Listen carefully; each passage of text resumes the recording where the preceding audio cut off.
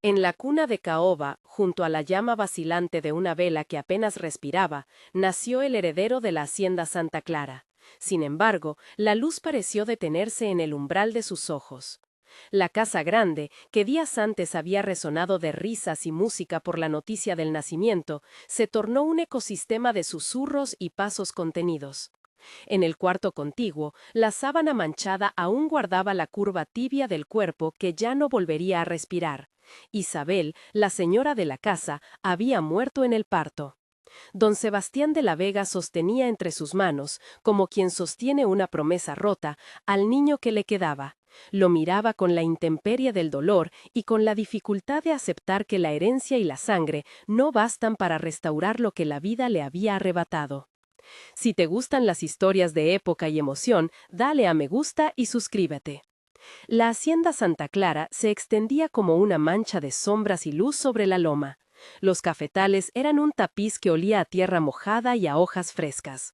Los corredores de la casa grande crujían con los pasos de quienes aún trabajaban en su rutina, aunque esa rutina hubiera perdido su música. Don Joaquín, el mayordomo, se movía con la precisión de quien conoce cada tabla y cada voz de esa casa. Su rostro, habitualmente inexpresivo, estaba ahora marcado por la fatiga de los últimos días.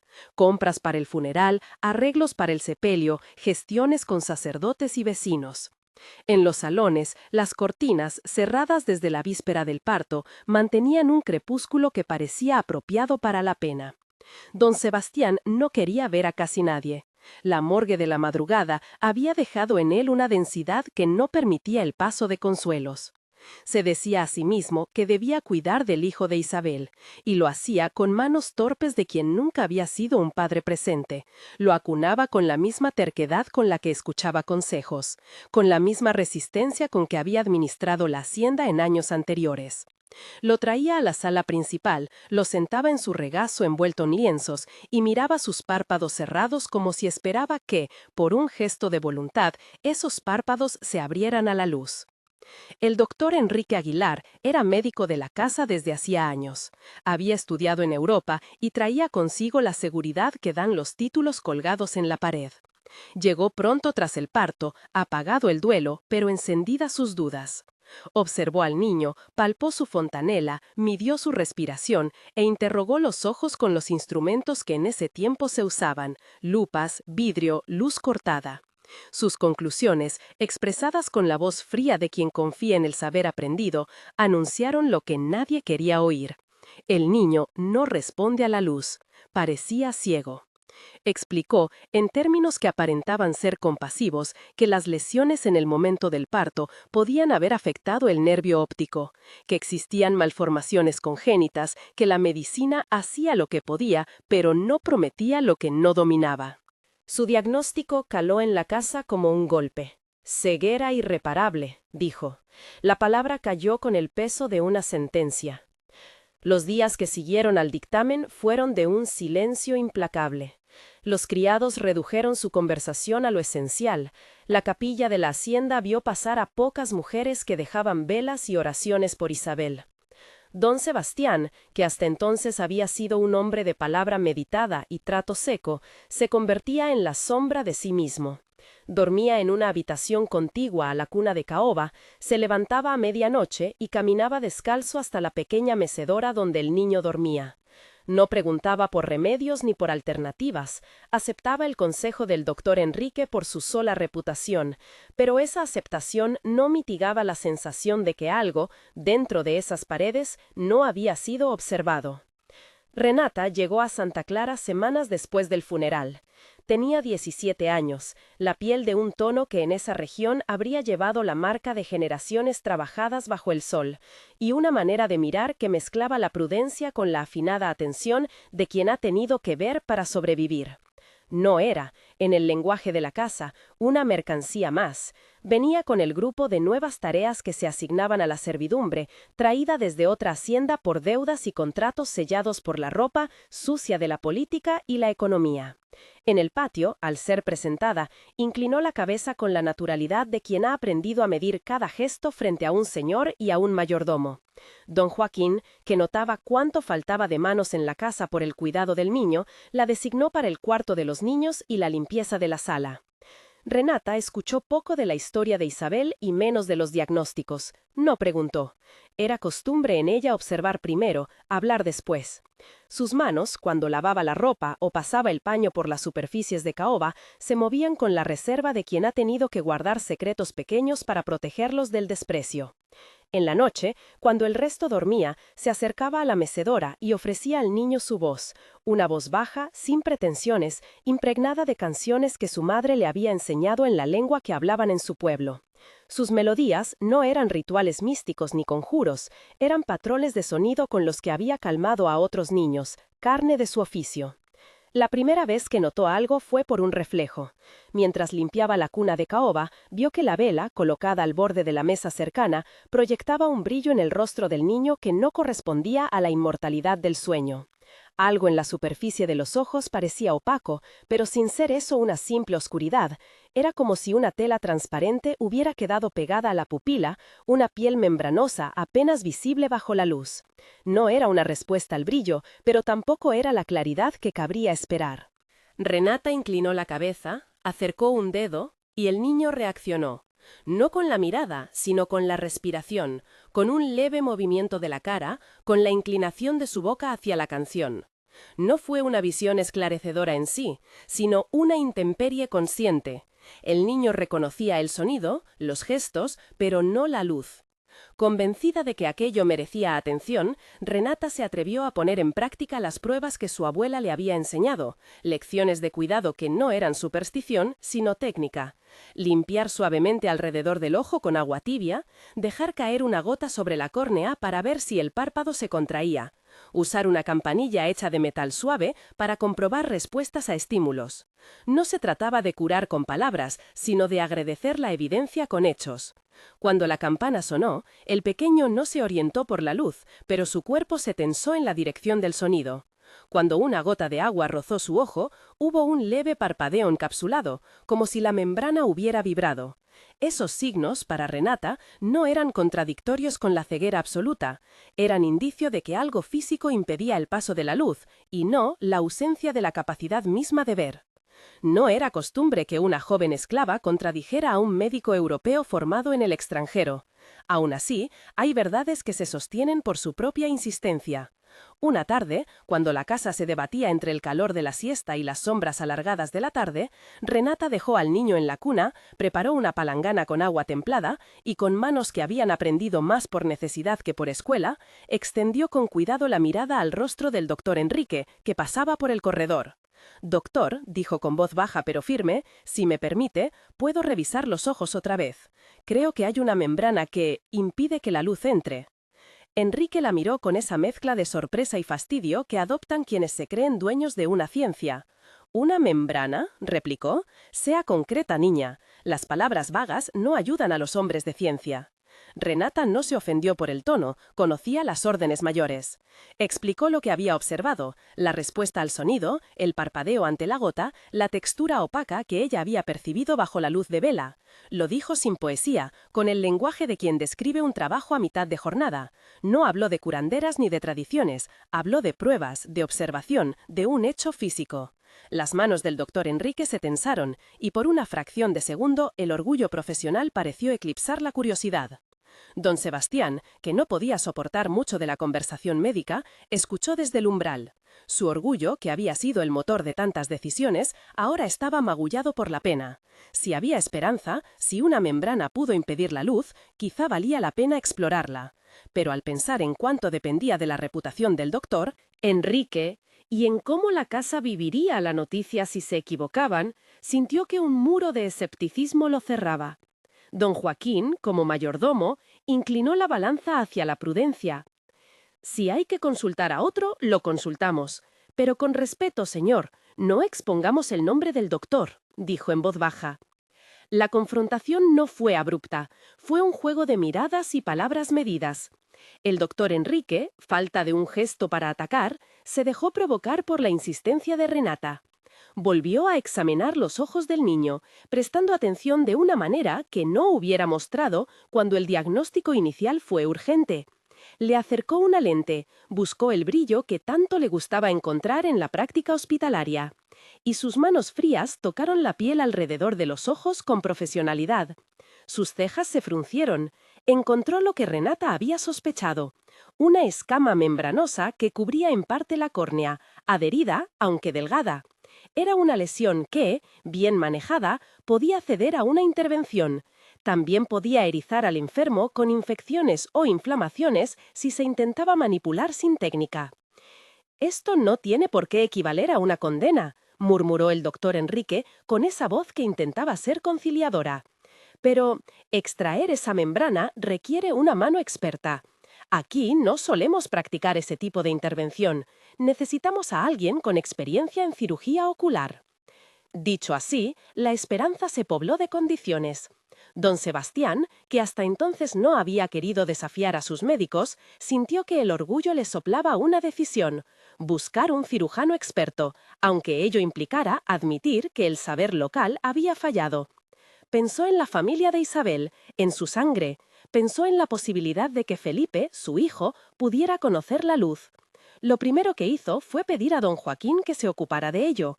El mayordomo, acostumbrado a resolver problemas con discreción, envió mensajeros a la villa y a la ciudad más cercana con instrucciones precisas: contactar a un cirujano de ojos, preguntar por un tal doctor Antonio Silva, conocido en círculos médicos por su destreza con las intervenciones delicadas. La noticia, sin embargo, no tardó en filtrarse por los rincones de la hacienda. Las mujeres que lavaban la ropa murmuraban en voz baja. Algunos peones que trabajaban en el cafetal se acercaban por curiosidad para echar una mirada menos indiscreta que temeraria. En la cantina de la villa, la historia se fue transformando en rumor: que el hijo del barón había nacido ciego, que una esclava había visto lo que los doctores no vieron. Y en ese proceso de rumor, la figura de Renata tomó una forma extraña. Para algunos, una figura casi providencial; para otros, una insolencia. Ninguno, sin embargo, puso en cuestión la dureza de su condición. Era, al fin, una joven esclava en una época donde su voz no tenía el mismo peso que la de un médico con títulos europeos. Renata, por su parte, siguió con su trabajo, no buscó gloria. Su cercanía con el niño creció de manera natural. Le cubría los ojos en las siestas, lo alimentaba, le contaba historias sin heroínas ni villanos, sino con pequeñas escenas cotidianas que, a su juicio, anclaban al niño a la vida: la descripción de un patio, el tacto del cabello sobre la frente, la textura del pan. En la noche, cuando el cuarto apenas respiraba, cantaba una nana que su abuela le había enseñado, una melodía sencilla que describía la luna sobre un río. El niño a veces agitaba los dedos como si quisiera agarrarla. Aquel gesto, tan leve, encendía en Renata una mezcla de temor y esperanza. El doctor Enrique se debatía entre la vanidad y la ciencia. Por una parte, reconocer que no había observado lo suficiente en el primer examen era admitir una falla. Por otra, la llegada de un cirujano capaz de intervenir suplantaría su autoridad ante la familia y la comunidad médica. No era que su orgullo fuera perverso, era la lógica del prestigio académico que lo había formado. Las carreras se construyen sobre certezas y para admitir un error hacía falta una estructura íntima que el orgullo no siempre permite.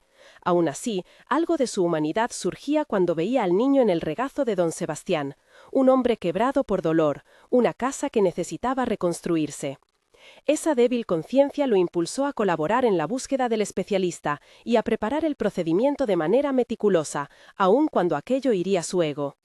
Pasaron días de espera, se enviaron cartas y mensajeros. Don Joaquín incluso habló con viejos contactos en la capital para buscar recomendaciones. Llegaron respuestas tibias. El tal doctor Antonio Silva realizaba a veces viajes a la región para operaciones complejas, pero su agenda era imprevisible. La noticia de la posible cirugía corrió por la casa como una savia de tensión. Unas manos se ocupaban de mantener la limpieza, otras discutían el orden de los utensilios, las mantas se secaban con esmero. En esos días, la rutina del hogar se transformó en un organismo que latía al ritmo de la esperanza. Mientras tanto, en el interior de don Sebastián se prodigaban conversaciones consigo mismo que nadie oía. El dolor se mezclaba con la vergüenza por haber sido incapaz de salvar a su mujer y con la rabia soterrada hacia aquellos que por orgullo no habían visto. Había pasado la vida acumulando propiedades y control, pero frente a Felipe se encontró con la evidencia de que el poder no lo resuelve todo. En la intimidad de sus noches hablaba al niño sin esperar respuesta. Le narraba historias de su padre, de la hacienda, de Isabel, le pedía perdón en silencio por haber permitido que la desgracia lo alejara de la ternura. Y Renata, que durmió tantas noches a la puerta del cuarto, escuchaba esas palabras con la precisión de quien colecciona pedazos de alma ajena. En la villa, la noticia del diagnóstico terminó por generar miradas divididas. Algunos vecinos consideraron que si la casa de don Sebastián buscaba un especialista era por mero capricho. Otros, en voz baja, comentaron que la desesperación no entiende de clase. Había, sin embargo, quienes empezaron a escribir cartas a la familia, ofreciéndose a ayudar, otros proponiendo candidatos a cirujanos o médicos. La aristocracia local, por su parte, no tardó en emitir juicios silenciosos. Casarse con alguien no nacido en su casta, liberar a una esclava, permitir que una joven de servidumbre se aproximara al heredero, todo eso formaba parte de un rompecabezas que los señoríos no estaban dispuestos a rearmar con manos inexpertas. Renata notó que su presencia en la casa generaba incomodidad. No era solo la mirada de las señoras que no estaban dispuestas a ver una joven como ella cerca de un futuro heredero. Era también la distancia que el orgullo del doctor Enrique colocaba entre su saber y la simple observación de una vida. No obstante, no renunció a sus cuidados. Insistió en mantener el cuarto sereno, en hacer ejercicios de estimulación sonora con el niño, golpecitos suaves en la mesa, campanillas, el sonido de una cuchara contra el borde de la palangana. Cada respuesta del niño, un movimiento, una sonrisa contenida, un leve gesto con la lengua, reforzaba su convicción de que aquel ser, aunque oscurecido, poseía una sensibilidad que merecía ser protegida. Una tarde, cuando las sombras se estiraban largas sobre los muros de la capilla y una brisa templada se colaba por las ventanas, llegó un mensajero con noticias. Traía, según las palabras atropelladas que pronunció, la posibilidad de contactar con un cirujano que conocía a Silva. Se trataba de un hombre de letras y oficio que había pasado por la capital y había presenciado intervenciones delicadas. Don Joaquín obtuvo los nombres y, con la calma de quien sabe mover hilos, empezó a tramar la llegada del especialista. La fecha exacta aún era incierta, podría tardar semanas, advertía la misiva, y cualquier operación implicaba riesgo, infección, inflamación, fracaso. En esas condiciones, la esperanza volvía a mezclarse con temor. La noticia reavivó las conversaciones en la casa. Algunos creían que aquello era la última carta que restaba por jugar. Otros, con mayor realismo, recordaban las complicaciones, la técnica, los instrumentos, la falta de anestesia efectiva y los riesgos de una operación ocular en un territorio donde la higiene era todavía un valor a consolidar. El doctor Enrique, con la dentadura apretada y los ojos algo hinchados por la tensión, se sentó en la soledad de su despacho a repasar protocolos, a pensar en la logística de la intervención, herramientas esterilizadas, botes con alcohol, telas limpias, la posición del niño bajo la luz. Preparó para su conciencia lo que su orgullo no permitía aún decir en voz alta. Si la intervención fracasaba, habría una mancha sobre su reputación que sería difícil a lavar. Renata, mientras tanto, atravesó otra noche en vela. Se sentó junto a la cuna. Apoyó la frente en el borde de la madera y dejó que el viento trajera olor a café de la cocina. El niño dormía con los dedos enroscados, como si sujetara un pensamiento. Ella pensó en su abuela y en la manera en que le había enseñado a mirar, no para ver grandezas, sino para detectar lo mínimo que señalara vida. Recordó también, con discreción, la brutalidad de la esclavitud, la imposibilidad de elegir, la fragilidad de las vidas privadas en manos de contratos. No era una cuestión de victimismo, era un reconocimiento sobrio de su lugar en el mundo. Pese a ello, su fuerza consistía en no dejar de actuar. Si la ciencia tuviera una falla, al menos la observación simple podía corregirla. En la cocina de la hacienda, las mujeres que servían a la casa discutían con prudencia el porvenir del niño. Algunas proponían rezos, otras la entrega de ofrendas. Pocas hablaban de la operación. La palabra libertad se mencionaba en murmullos cuando el nombre de Renata se pronunció. Imagina, dijeron, si la joven tuviera la misma voz que una madre. Imagina si el Señor ofreciera su libertad. Imagina la calamidad social. Eran conjeturas que ponían en evidencia cuánto la libertad de una persona podía trastornar toda una estructura. Nadie, sin embargo, se atrevió a adivinar las decisiones del corazón de don Sebastián. Los días se contaban ahora entre esperanzas y preparativos. Se limpiaron herramientas, se ordenaron las mantas para que la casa pudiera recibir al cirujano. Don Sebastián, que solía medir cada peso gastado en la hacienda, permitió que se hicieran los gastos necesarios sin ponerse la cifra en los labios. Era una señal de transformación, pero nadie en la casa temía aún al escándalo que podría seguir a una eventual recuperación del niño. La posibilidad de que quien había sido esclava adquiriera un lugar distinto en la familia aún no formaba parte de la conversación oficial. La espera se llenó de pequeñas escenas cotidianas que por su acumulación trazaron un paisaje íntimo. Renata enseñándole al niño a reconocer la textura del lino y la madera, don Joaquín buscando contactos entre médicos, el doctor Enrique repasando sus instrumentos con una mezcla de modestia y orgullo, don Sebastián paseando una tarde por el jardín, detenido ante las flores que Isabel solía preferir, y con los dedos rozando los pétalos como si quisiera memorizar el contacto. Esos actos minúsculos se combinaron para formar una trama más compleja, una que ponía en juego reputaciones, vidas y la posibilidad de ver en todos los sentidos. Y en medio de esa espera, la casa mantenía su respiración contenida, como quien aguarda algo incierto. La membrana era ahora una palabra que cruzaba todos los pasillos. A cada prueba que Renata hacía, a cada vez que el niño reaccionaba al sonido o retiraba lentamente la mano al contacto, la posibilidad de recuperar la vista se aferraba con más fuerza a la esperanza. Pero esa esperanza, nacida de actos sencillos, debía enfrentarse a lo otro: la operación, el riesgo, el juicio social. Aquel cruce de fuerzas convirtió a la hacienda en un rumbo de decisiones aún por tomar. La llegada del mensajero que había prometido noticias se esperaba con el silencio de quien no quiere avanzar sin voluntad. La ciudad más cercana se comunicaba con la capital por rutas difíciles. Todo se movía con la lentitud propia de cartas y caminos. Mientras tanto, la vida en Santa Clara continuaba, densa y delicada, con sus costumbres de dolor y cuidado. Las noches eran propicias para que la palabra membrana se volviera signo de rebelión. Si lo evidente había sido ocultado por orgullo, entonces la verdad podía también abrirse paso por manos que no buscaban fama. En la penumbra de una tarde en la que la lluvia amenazaba en el horizonte, don Joaquín regresó de la villa con una carta sellada que traía una respuesta tibia. El doctor Silva no podía asegurar una fecha precisa, pero podría desplazarse si la hacienda sufragaba los gastos del viaje y si el estado del niño no empeoraba. La carta venía con una nota añadida en la caligrafía regular de un hombre que había conocido la fragilidad humana. Recordaba los riesgos, hablaba de la necesidad de condiciones limpias y de la dificultad de cualquier cirugía ocular en tiempos de escasa asepsia. Firmaba con un gesto de prudencia, no de promesa.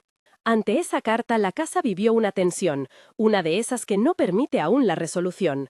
Se habló de fechas, de quién prepararía las habitaciones, de cómo disponer a los criados. Don Sebastián, más humano de lo que sus amigos le concedían, decidió que si había que gastar dinero para recuperar la vista de su hijo, se gastaría. Pero también pidió, sin decirlo en voz alta, que la intervención se realizara con respeto y que nadie se atreviera a explotar la historia para su beneficio. Renata siguió con sus tareas, no celebró ni se dejó convencer por la polvareda de rumores. Sabía que la verdad, aun cuando pequeña, se sostiene con actos repetidos.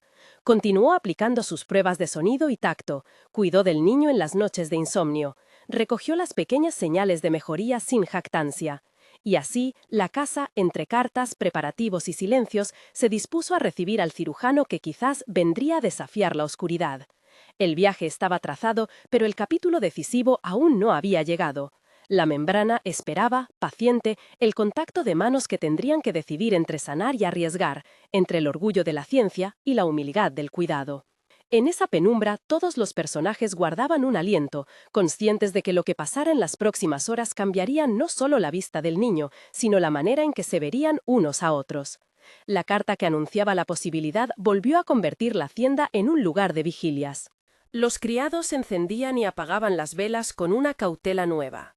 Las noches se rellenaban de susurros que no eran solo de miedo, sino de paciencia contenida. Llegaría un hombre de manos delicadas que, según decían quienes lo recomendaban, sabía tratar la finura de los ojos como quien arregla un mecanismo de relojería. Preciso, paciente, atento a los temblores más leves. Cuando, finalmente, un carro de poste se detuvo frente a la entrada de Santa Clara, fue el ruido del herrumbroso carro lo que rompió el hechizo de espera. El doctor Antonio Silva apareció en la puerta de la casa grande con una bolsa de cuero al hombro y la mirada de quien ha visto muchas camas y muchas angustias. Venía con la cortesía de los hombres que han pasado años viajando por plazas y hospitales, hablando en una lengua común con los médicos de la capital. Se presentó con una voz serena. No tenía la ostentación de los títulos, sino la gravedad práctica de quien confía en el oficio. Su equipaje contenía instrumentos envueltos en tela, frascos con soluciones y un par de herramientas finas que relucían al sol, heredadas de años de práctica. El encuentro con don Sebastián fue breve y seco en la forma, pero cálido en el fondo. Don Sebastián explicó lo que sabía y lo que se había omitido. Habló de Isabel con la voz rota por la costumbre de no derramar lágrimas ante los demás. El doctor Silva escuchó, anotó en su libreta, preguntó por la historia del parto y por las condiciones del niño desde su nacimiento. Sopesó el cuadro y, sin falsa promesa, dijo que la membrana podía ser extraída si todo marchaba bien, que el procedimiento era delicado y que existían riesgos, hemorragia, infección, fracaso, pero que la técnica adecuada y una preparación esmerada aumentaban las probabilidades de resultado favorable. Era la franqueza de su lenguaje la que calmó, en parte, a la casa. Allí no había garantía, solo trabajo minucioso. El doctor Enrique recibió al colega con una mezcla difícil de disimular, alivio soterrado y dolor por el roce del orgullo. Hablaron de instrumentos, de gasa, de la necesidad de mantener el cuarto lo más limpio posible. El viejo médico, que había sentido cómo su voz se veía desafiada por una joven esclava, decidió prestar su saber no ya como dueño de la verdad, sino como colaborador en la precisión del gesto. Entre ambos diseñaron un plan: operar en la sala de curaciones adaptada junto al ala oeste, disponer mantas esterilizadas, hervir frascos de metal y asignar a Renata los cuidados de la posoperatoria por su cercanía con el niño y por la confianza que don Sebastián había depositado en ella. Los preparativos fueron una coreografía de silencios y manos que se entendían sin necesidad de palabras. Don Joaquín se encargó de la logística, mandó a traer agua de la fuente más limpia, cuidar la leña para hervir y organizar las mantas. Las mujeres de la casa lavaron con diligencia las telas que servirían de vendajes. En la cocina, la cocinera tallaba trozos de pan blando y preparaba caldos que servirían para dar fuerzas. Renata, por su parte, fue instruida en las curas que el cirujano consideraba pertinentes: cómo cambiar los apósitos sin brusquedad, cómo frotar suavemente la frente del niño para aliviar el dolor, cómo observar signos de febrícula o inflamación. A ella, más que a ninguno, le dieron instrucciones con ternura. El vínculo que había tejido con Felipe era un capital humano que nadie en la casa quería perder. La noche anterior a la operación fue una de esas noches en que los relojes parecen detenerse. Don Sebastián pasó horas sentado en la mecedora, la misma que había acompañado la fragilidad de tantas veladas. Miraba la cuna de caoba como quien contempla un mapa incierto. Renata se acercó a él en un momento sin ruido. No pidió permiso para sentarse. Ambos compartieron un mutuo reconocimiento sin demasiadas palabras, ella con su presencia humilde, él con la arga de su decisión. Don Sebastián, que hasta entonces había circunscrito el afecto a la responsabilidad, le habló de Isabel por primera vez con la naturalidad de quien busca compañía en la memoria. Era hermosa, dijo, como si con eso se dijera todo. Tenía una manera de poner la mano en la espalda del que trabajaba, como si quisiera recordarles que eran personas. Renata asintió. No conoció a Isabel más que por lo que la casa contaba y por las flores que mencionaba don Sebastián cuando hablaba de su mujer, pero entendía la presencia que dejaba una vida. Su silencio fue respeto, su mano sobre la del señor fue un puente breve que se tendió entre dos mundos. Nadie en Santa Clara hubiese imaginado que, en los meses siguientes, esa mano pasaría de ser de trabajadora a compañera. La operación se realizó en la mañana clara, con la casa llena de una tensión que era a la vez esperanza y miedo. El niño fue acostado sobre una mesa adaptada. Su cuerpo tembló ante la novedad, pero la voz de Renata fue un hilo que lo sostuvo. Cantó una nana, susurró el nombre de la luna en la lengua que había aprendido de su abuela. Su timbre, al que Felipe ya estaba acostumbrado, le dio coraje. La casa entera parecía contener la respiración. El doctor Silva, con manos firmes y una calma que no era indiferencia sino concentración, procedió a la pequeña intervención. El doctor Enrique estuvo al lado, asistiendo, pasando las jeringas con alcohol, cuidando que la estera sobre la que trabajaban permaneciera lo más limpia posible. No había anestesia segura, se administró un sedante suave, una mezcla de alcohol y opiáceos en la dosis que la época permitía para aquietar el temblor, y se sujetó al niño con mantas y la presencia de Renata para reducir movimientos bruscos. El cirujano respiró hondo y procedió. La membrana, al ser expuesta, resultó ser una fina capa de tejido adherido sobre la córnea, lívida, translúcida, casi como un velo. Con instrumentos finos y la destreza adquirida en años de práctica, el doctor Silva separó la membrana con paciencia. Hubo momentos en que la sala quedó suspensa, en que la respiración de todos pareció depender de la exactitud de un dedo. Alguna hemorragia menor surgió. Se aplicó presión con gasas. El riesgo de infección se mitigó con soluciones y calor. El doctor Enrique, en su papel de asistente, observó cada movimiento con una nueva humildad que le hacía sonrojar la voz. 3 horas. 3 horas que se contaron en el pulso de una casa que había aprendido a esperar cosas imposibles. Cuando la membrana fue retirada, el gesto del cirujano no fue de triunfo, sino de cautela. Una operación no devuelve por sí sola la visión, solo quita un obstáculo. Había que vendarlos, cuidarlos, esperar. Colocaron gasas sobre los ojos del niño, lo acostaron en su cuna de caoba y dejaron que el tiempo hiciera lo suyo. La posoperatoria fue un escenario de pequeñas batallas. Fiebre leve, un enrojecimiento inicial, días en los que la piel alrededor de los ojos parecía responder con precaución. Renata no se apartó, dormía a la puerta, vigilando el menor suspiro. Hubo noches largas de angustia. Las horas en que las voces se volvieron susurros profundos fueron las que más pesaron. La espera de la curación, el temor a que una infección se asentara, la posibilidad de que el tejido se reconstituyera en otra forma. A cada amago de mejora, la casa respondía con un alivio casi infantil. Una mirada más serena, un gesto de la boca, un descanso. Y cuando la evolución fue positiva, el alivio condicionó demasiadas expectativas. Todos se cuidaban de no pronunciar palabras que fuesen a transformarse en promesas. Los primeros días con vendas fueron de un aprendizaje doble, para el niño, para quien debía reaprender el mundo, y para quienes lo cuidaban, que debían aprender a tener paciencia sin desesperar. Las vendas se cambiaban con delicadeza, se limpiaban los ojos con soluciones tibias, se administraban caldos para mantener las fuerzas. Don Joaquín organizó turnos para que no todo el peso recayera en Renata. Las noches de guardia eran compartidas.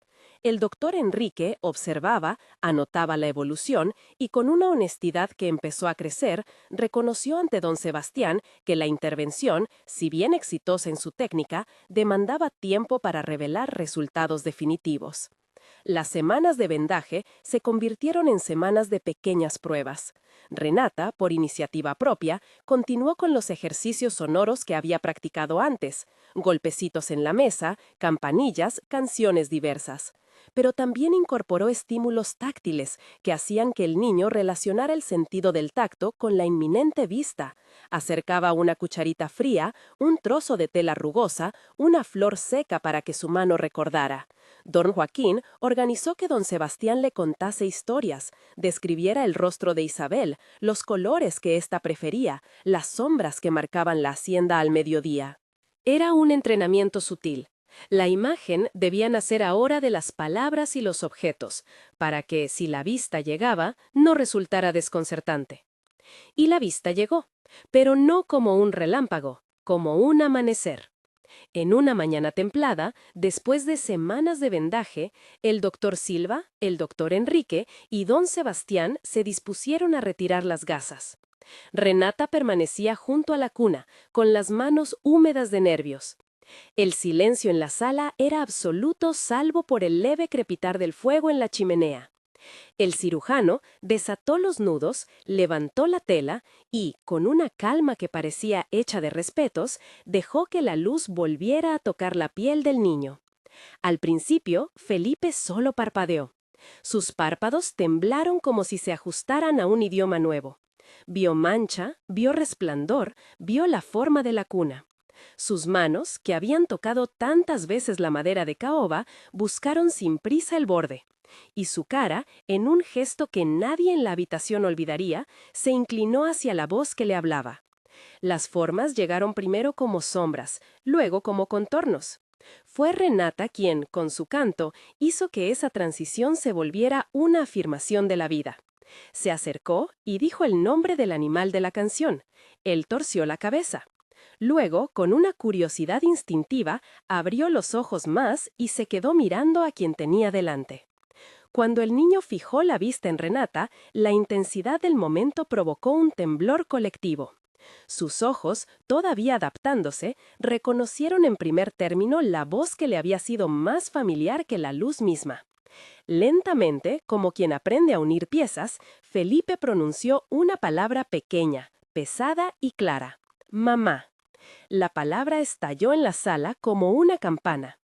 Para algunos fue una sorpresa, para otros una confirmación de lo que ya se sentía en lo íntimo, que entre aquel lazo de cuidados se había anidado una filiación afectiva que ninguna ley ni costumbre podían borrar. Don Sebastián se quedó inmóvil, el color subiéndole a la cara. La primera reacción fue una mezcla de estupor y de dolor. Una parte de él decidió, en ese instante, que no había justificación para negar aquello que la vida había hecho evidente. La palabra mamá, pronunciada por su hijo hacia Renata, fue un reconocimiento que trastocaba el orden social en la casa. La servidumbre que había cuidado al heredero era en el corazón del niño alguien tan esencial como la madre que había muerto. Aún con toda la tradición que pesaba sobre don Sebastián, algo en su interior se quebró y se transformó. No fue una decisión tomada a la ligera. Había normas, papeles, la mirada de los vecinos, el riesgo de ostracismo. Pero el hombre que había pasado noches hablando con Isabel y con la cuna, decidió actuar conforme a lo que veía. Convocado don Joaquín, entregó instrucciones. Renata habría de quedar bajo su protección. Se iniciarían trámites para su manumisión. Se organizaría con discreción una forma de reconocer públicamente el vínculo sin exponer a la joven a la humillación. Don Joaquín, que conocía las rutinas legales y sociales, puso manos a la obra. La noticia, que debía mantenerse en discreción por respeto al delicado estado del niño, empezó pronto a filtrarse con cuentagotas por la villa. Las reacciones no tardaron. La aristocracia local, que no tardó en enterarse de la proclamación de la libertad, envió cartas de reproche y de distancia. Algunas familias cerraron las puertas a don Sebastián, otras murmuraban que aquello iba en contra del orden natural de las posas. Llegaron palabras de condena disfrazadas de consejos, llegaron incluso insinuaciones de que don Sebastián estaba mal asesorado o que, en su penosa soledad, tomaba decisiones impulsivas. Las cartas eran agudas, escritas con tinta fría. Pero hubo también voces humanizadas. Algunas mujeres enviaron notas de apoyo, recordando que el amor no entiende de clases. Un viejo comerciante que había conocido a Isabel le envió una cesta de frutas y una carta breve en la que se leía: «Si su corazón ha elegido el bien, que sea bien recibido». El matrimonio entre don Sebastián y Renata fue para la villa el escándalo que algunas esperaban y la vindicación que otros deseaban. Formalmente, la manumisión se tramitó con los papeles correspondientes: escritura, testigos, pago de aranceles según la costumbre. Don Joaquín cuidó que todo quedase hecho con la mayor pulcritud legal para que no hubiera sombras que pudieran ser utilizadas en su contra. El matrimonio se celebró pocas semanas después de la recuperación parcial de Felipe, en la capilla de la hacienda, con el cura que la casa llevaba años conociendo. No hubo pompa aristocrática, fue una ceremonia sobria, con las miradas atentas de quienes trabajaban en la hacienda y con la distancia de los pocos señores que se dignaron a acudir. Para don Sebastián, el acto fue tanto una declaración de amor como un acto de justicia. No faltaron quienes aprovecharon la ocasión para lanzar injurias o rumores. Llegaron cartas anónimas, susurros en mercados y miradas torvas en las plazas. Algunos nobles retiraron su amistad y ciertas redes sociales de la época, salones, tertulias, familias conectadas por alianzas, comenzaron a excluir a la familia de Santa Clara. Pero también hubo un efecto contrario. La casa, que hasta entonces había sido un bastión del orgullo, mostró cuán grande podía ser su generosidad. Peones y criadas defendieron abiertamente a Renata. Algunas mujeres de la villa, que reconocían el coraje de la joven, la visitaron para llevarle alimentos o regalos sencillos. El gesto de don Sebastián, por duro que hubiese sido, cavó una grieta en el muro del prejuicio. En el interior del cuerpo médico, el doctor Enrique experimentó una metamorfosis más silenciosa. Su herida de orgullo fue suturada por la evidencia de que la colaboración y la escucha habían enriquecido la práctica médica. Si en un primer momento la insistencia de Renata le hubiese parecido insolente, ahora comprendía que el saber adquirido en salones y universidades no le impedía aprender de quien observa la vida día a día. Empezó a reconocer, en sus anotaciones, que la medicina no era una torre de marfil, sino una red que funciona mejor cuando se somete a la humildad. Años después, se le vio más propenso a enseñar a otros médicos locales la atención al detalle y la escucha de las voces humildes. La vida después de la operación y del matrimonio siguió un curso de reconstrucción. Felipe fue aprendiendo a ver. Al principio confundía colores, las formas no tenían nombre. Renata usó un método paciente y amoroso. Asociaba palabras a objetos, describía texturas, dejaba que la mano del niño reconociera un rostro para que los ojos lo asimilaran. Don Sebastián, por su parte, se dedicó a transmitir el conocimiento de la hacienda, pero también dedicó tiempo a enseñar a su hijo a leer. En las veladas, don Sebastián describía mapas, nombraba las montañas que rodeaban la propiedad y señalaba las constelaciones. Felipe, entre la voz y el texto, fue construyendo una manera de ver el mundo que contenía tanto la memoria táctil como la imagen. A medida que Felipe crecía, la casa de Santa Clara se convirtió en un lugar donde la tensión social no desapareció, pero sí cambió de color. El escándalo inicial dio paso a una curiosidad más asentada. Algunas familias conservadoras mantuvieron su distancia. Otras, con el tiempo, visitaban los cultivos y dialogaban con don Sebastián sobre métodos agrícolas. Renata, que en los inicios había sido testigo de miradas de escepticismo, terminó por ganarse el respeto de muchos por su temple y su inteligencia práctica. Enseñó a otras mujeres a curar pequeñas heridas, a reconocer signos de enfermedad y a cuidar de los niños. Su relación con Felipe fue creciendo en la transparencia de quien comparte el pan y la noche, en el gesto cotidiano de ceñir un abrigo, en la ternura de arrullarlo en noches de tempestad. Con los años, la familia aumentó. Renata y don Sebastián tuvieron otros hijos. La casa recobró poco a poco una alegría que no era la estridencia de los salones, sino la risa legítima de una familia que se reconoce pese al pasado. Las cartas hostiles siguieron existiendo, aunque con menor aguijón. Algunas amistades se recuperaron como quien negocia una tregua. Un acontecimiento, sin embargo, marcó a Santa Clara de forma indeleble. Felipe, ya adolescente, escribió una carta a un conocido de la capital pidiendo libros y maestros que le ayudasen a comprender el mundo más allá de la hacienda. Su interés por la lectura y la ciencia no era capricho, sino fruto de aquella experiencia temprana con la visión. Había comprendido que ver implicaba entender, y esa curiosidad le llevó a formarse. Las personas que trabajaban en la casa fueron testigos del crecimiento de una idea. Ver bien no solo es no ser ciego. Ver bien es reconocer la dignidad de quien está frente a ti, es cuestionar tradiciones que no se sostienen y aprender a corregir errores con humildad. En las tertulias de la villa, algunos ancianos comentaban que en Santa Clara había nacido una rareza, una casa donde el patrón y la mujer que había sido su esclava decidieron gobernar con respeto mutuo. La palabra rareza tenía en sí una doble lectura. Para algunos era un escándalo, para otros una esperanza. Felipe, ya joven, volvió muchas veces la mirada al pasado, a la luz que no entraba en sus ojos, al tacto que le enseñó los contornos, a la voz que lo llamó mamá cuando él apenas pronunciaba sílabas. Aquella palabra le pesó siempre como una verdad fundacional. En la escuela que don Sebastián le permitió, el joven mostró un talante que combinaba curiosidad científica con sensibilidad moral. Le interesaban las leyes que regían la luz, pero también la ética que ordena al hombre frente al hombre. Era, en cierto modo, la síntesis de la casa, ciencia y cuidado, técnica y ternura. Con el paso de los años, Santa Clara fue acumulando historias pequeñas que atestiguaban el cambio. Llegaron viejos amigos de otras haciendas que volvieron con respeto. Los trabajadores notaron que, si bien no todo prejuicio había desaparecido, la vida en la casa era distinta.